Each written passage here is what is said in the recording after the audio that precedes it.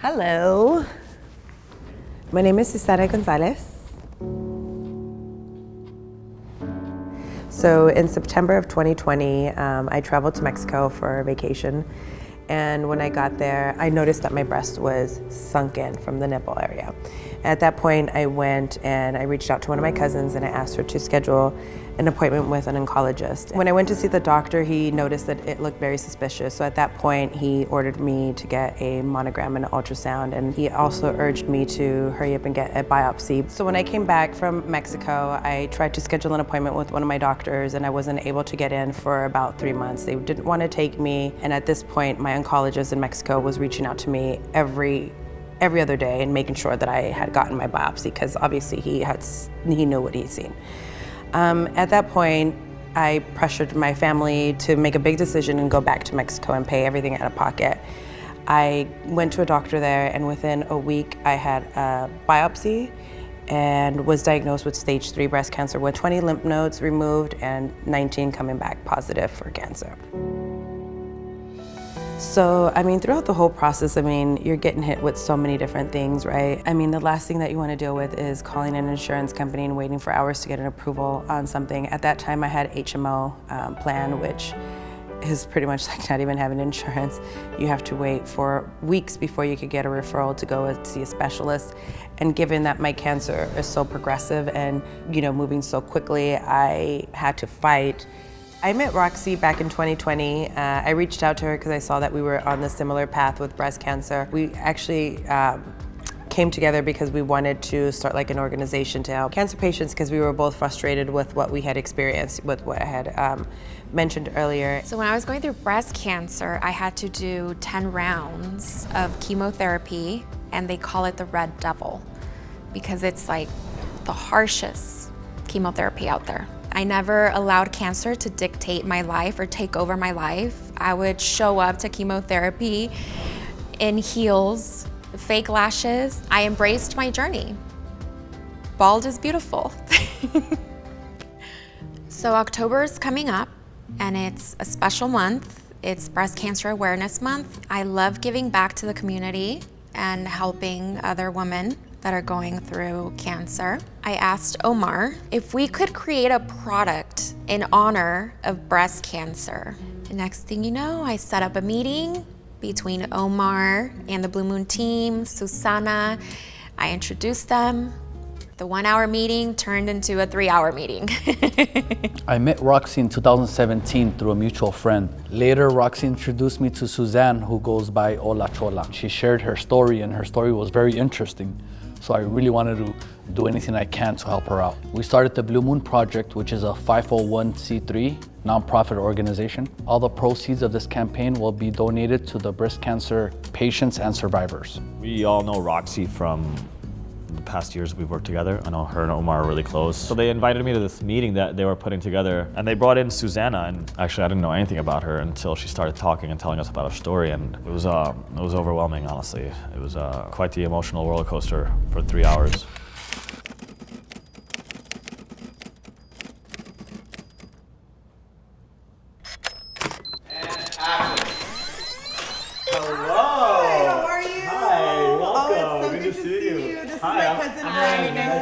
Welcome to our distribution center. Thank you. It's so beautiful in here. These are the doctors.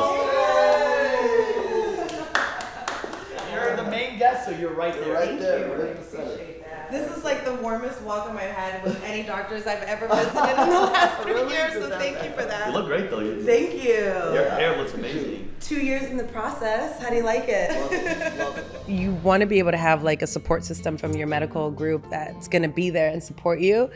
But unfortunately, I did not have that. I saw an oncologist here who was completely rude, downplayed the whole thing. When I saw her and I brought her with my plan, with my chemo, and this is when I need to start and everything, her first response was, okay, well, you're gonna be sick from this, you're now gonna have lymphoma. And I actually sat there and I looked at her and I was like, you know what? You can dictate my body and how I'm gonna feel from this chemo. And if my mind's in the right state, then I'm gonna overcome this. I was able to take charge. And I think that was really important because a lot of patients don't have that ability to take charge and do that. You know, they come in and they're like, they hope, and they give hope to the doctors and thinking, okay, well, this is one opinion. I'm just going to go because it's a doctor. No, I'm sorry, but you could go get second and third opinions, Fact. which a lot of people don't do. Yeah, they don't. And they think, okay, well, this doctor's telling me this, and then I'm just going to go what they say. No, I'm sorry. There's no money in the cure. It's all in the treatment, right? No, So- agreed. You were in a lot of pain, right? Mm-hmm. And one thing that can send you down the wrong path is what most chemo doctors do is they put you on opioids, right? For sure. People go down the wrong path with pain meds. Yeah,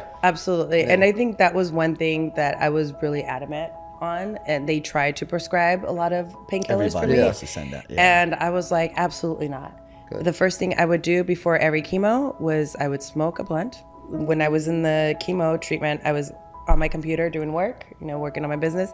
And then when I would walk out, I would smoke another blunt. And ask me how many times I threw up throughout the whole process. I bet. Out of 8 chemo sessions, I've only threw up 1 time. So cannabis has helped me a lot throughout the whole entire process with my cancer, from going from stage 3 breast cancer to having ovarian cancer and now having bone cancer. With my bone cancer, instead of taking any opioids or any painkillers that the doctors prescribed to me, I result in using cannabis, and that's what has helped me throughout the entire process with everything from nausea, from bone pain to surgeries. And as soon as I get out of surgeries, that's the first thing I go to, and that's literally the one thing that's helped me throughout the entire process. I really liked the long-term goals that I saw with Blue Moon. I'm a big advocate for cannabis in a mental aspect. I think that it has a tremendous effect on anxiety and other things that might give you any types of stresses, during treatments. Having to deal with chemotherapy and things like that are super difficult. I smoked for the first time at the age of 32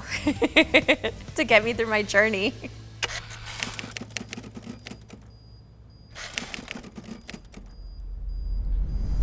I'm 33 years old. At 19 years old, I started buying gold from the street. 6 months later, I opened up my first pawn shop. And by the time I was 20 years old, I had 13 pawn shops. I brought all my brothers together with me, and I really wanted to open up a hookah lounge. And then from there, I went to Los Angeles, started looking for a club. So I saved a couple of bucks, and in 2016, I really wanted to start making jewelry. So I started in a little place. In 2020, we expanded and we knocked down the stores right next to us. We knocked down all the walls and we brought in machines and everything. And yeah, we started everything in-house. In 2020, we started developing a compliant cannabis brand, and we launched our brand on Cinco de Mayo. Oh, I love Blue Moon Cannabis. Blue Moon Cannabis, we exclusively select our strains from, not only cultivated in our facilities and around our facilities, but even throughout the industry. Always testing, always doing different types of production, seeing what we can offer. I'm a little bit thankful, and I wouldn't be sitting here with Blue Moon Cannabis if I wasn't in the process of going through breast cancer. And I've also had 3 years where I've had off, and I've been able to be there for my daughter, pick her up from school. I was able to kind of dial down and focus on what's important, which is obviously my daughter. I'm thankful for Omar, and I'm thankful for the entire Blue Moon team. Everyone has been welcoming. I haven't felt this warmth and welcome in a long time.